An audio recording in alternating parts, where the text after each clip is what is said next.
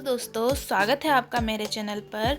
अभी हमने देखा कि नागराज ने बूचड़ को और दूसरे सदस्य लोकेतो को भी मौत के घाट उतार दिया है। अब वो मार्कोस को पकड़ने के लिए आगे बढ़ रहा है और साशा को भी मारने की सुपारी मार्कोस ने किसी और को दे दी गई है। तो क्या नागराज साशा को बचा पाएगा और क्या नागराज मार्कोस तक पहुंच पाएगा? चलिए हम आगे देखते हैं। तो अभी तक अब हो रहा है नाइट क्लब में नागराज और साशा दोनों आए हैं। रात के 8 बज रहे हैं। नागराज ये नाइट क्लब प्रेमी जोड़ों के लिए आदर्श स्थल है, आदर्श स्थल के रूप में प्रसिद्ध है। यहाँ मैं मार्कोस के साथ कई बार आई हूँ, साशा नागराज से कहती है। मैंने दिन का एक हिस्सा उस क्राइस के बारे में सोचते हुए बिताया, तो फिर ऐसी जगह मुझे क्यों लाई हो? और फिलहाल अब तक परिणाम शून्य है। साशा की आंखें नशीली हो उठी। क्यों? क्या तुम्हें प्रेम की जरूरत नहीं है? साशा कहती है प्रेम से नागराज को देखते हुए। क्या तुम्हारे सीने में दिल नहीं है? साशा नागराज के हाथ पे हाथ पकड़ने की कोशिश करती है। मेरा दिल जलती हुई इस मोमबत्ती की तरह है साशा, जो जलकर रोशनी पैदा करता है। किसमें हिम्मत है जो मेरे साथ जलना चाहेगा? साशा को नागराज कहता है, प्यार में जलकर मरने का सजा ना होता नागराज, ना तो बाकी जलनी और ना ही लो में आकर जलना पड़ता। साशा नागराज का हाथ पकड़ते हुए समझाती है, लेकिन मैं तुम्हें मरने नहीं दूंगा, नागराज साशा को कहता है। साशा जब तक नागराज की बात का अर्थ समझी तब तक देर हो चुकी थी। सिंह ऐसी हिम्मत, उफ नागराज ये क्या किया? मेरी मौत के आगे अपना सीना रख दिया। ऐसी हिमाकत करने वाले को कच्चा चबा जाएगी साशा, साशा कहती है। अब कहाँ तेरे हाथ आएगी ये बिजली? किसी भी युद्ध करना के बारे में एक बात कही जा सकती है, किसी लड़ाई को जीतने के लिए युद्ध कौशल से भी ज़्यादा जिस चीज़ की ज़रूरत होती है वह है दिमाग, संतुलन बनाए रखना। साशा उस आदमी पर हमला करते हुए, उफ क्रोध ताकत को बढ़ाने वाला होना चाहिए। साशा उस हमलावर पर हमला करती है क्योंकि उसने साशा पर हमला करने की कोशिश की और नागराज पर गोली चलाई। अब आगे क्या?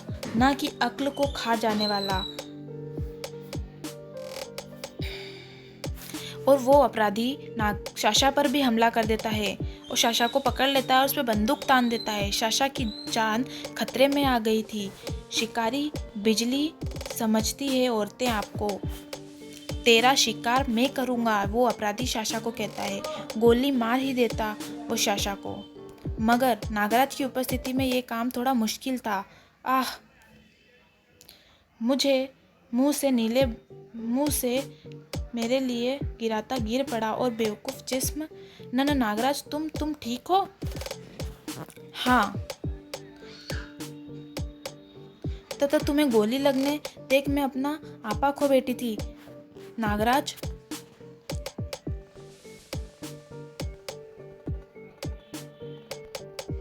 मुझ पर गोली चाकू का असर नहीं हो सकता साशा। तुम्हें क्या ज़रूरत थी उस पर आक्रमण करने की? लेकिन अगर मैं उसे एक पल का भी अवसर और देता तो वो तुम्हें गोली मार देता, नागराज साशा को समझाते हुए और गुस्सा करते हुए उस पर। उफ, मैं ये भूल गई थी। नागराज ने उसकी कैप हटाई और नागराज ये शूटर है, नकदी शूटर। नवंबर में प्रथम एक मार्कोस के लिए और दूसरा एक मर्दी के लिए प्रयोग होता है। ओह नागराज, यहाँ जो कुछ हुआ उससे ये कपल्स अभी तक डरे हुए हैं।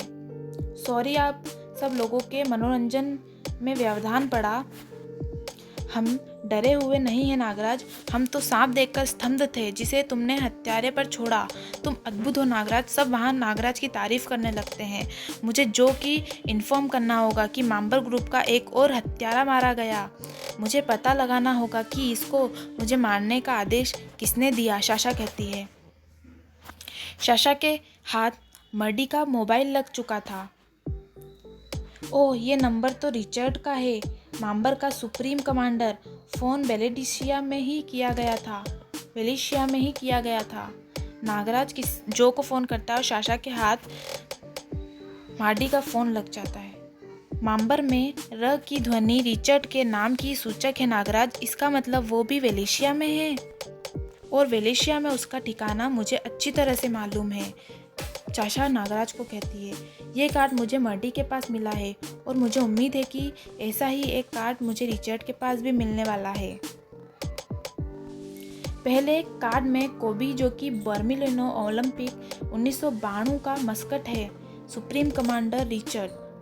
दूसरे कार्ड में बर्मिलिनो ला मर्स फेस्टिवल का लोगो बना है और तीसरे कार्ड में फेस्टिवल में होने वाले फायर इन शो फोरके का लोगो है। हमें सुप्रीम कमांडर रिचर्ड दारू पीते हुए दिखता है। मैं साशा वहां पहुंच जाती है। गद्दार, हमने तुम पर भरोसा किया और तुम आस्तीन में छुपी नागिन निकली, रिचर्ड कहता है साशा को। रिचर्ड ने माम्बर ग्रुप के अन्य अपराधियों को कोई काबिलियत नहीं है। यही कारण था कि मार्कोस ने उसे माम्बर का सुप्रीम कमांडर बनाया। तुमने एक एक करके बूचर, आर्थर और शूटर को नागराज के हाथों मार डाला और वो तुम्हारे साथ यहाँ भी आया होगा, उससे तो मैं बाद में निपटूंगा। और रिचर्ड जो है वो साशा पर बंदूक तान देता है। पहले तुम मेरे हाथों मरोगी नागराज, धाएं धाएं। रिचर्ड मार्कोस के माम्बर ग्रुप में शामिल होने वाला पहला अपराधी था। नागराज धोखेबाज। इसके बावजूद माम्बर के अन्य सदस्य की तरह वो भी मार्कोस में कभी नहीं मिला। नागराज से पहले यहाँ तेरी मौत आएगी। नागराज चिल्लाती है साशा। तभी साशा अपने कान से एक कील निकाल के रिचर्ड के गले में मार देती है। उफ, ये तो मुझे मार ही डालेगी और अब मिल भी नहीं पाएगा। उफ नागराज, तुम कहाँ रह गए थे? ये तो मुझे मार ही डालने वाला था, साशा कहती है नागराज से। नागराज दरवाजा तोड़कर अंदर आता हुआ, मैं क्या करता साशा, मैं एयर कंडीशनिंग एक डक्ट की भूल भुलैया में फंस गया था, नागराज कहता है। उफ, बड़ी मुश्किल से निकल पाया। तुम ठीक हो ना?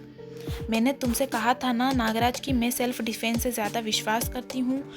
आपात स्थिति के लिए साइनाइड में डूबी हेयर पिन मैंने अपने बालों में रखी थी, वही काम आ गई। मुझे खुशी है साशा कि तुम इस तरह माम्बर ग्रुप का खात्मा हो गया। शायद तुम भूल रहे हो नागराज कि अभी मार्कोस जिंदा है और वो ऐसे कई माम्बर बना सकता है।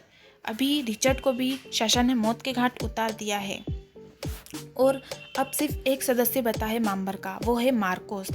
तो क्या मार्कोस मर पाएगा और क्या मार्कोस तक ये दोनों पहुंच पाएंगे, हम आगे वाली वीडियो में देखेंगे दोस्तों। अगर आपको वीडियो अच्छी लगी हो तो चैनल को सब्सक्राइब कीजिए, वीडियो को लाइक कीजिए और अपनी राय कमेंट सेक्शन में ज़रूर दीजिए कि आपको ये वीडियो कैसी लगी। हम आगे की स्टोरी कल पढ़ेंगे। Thank you.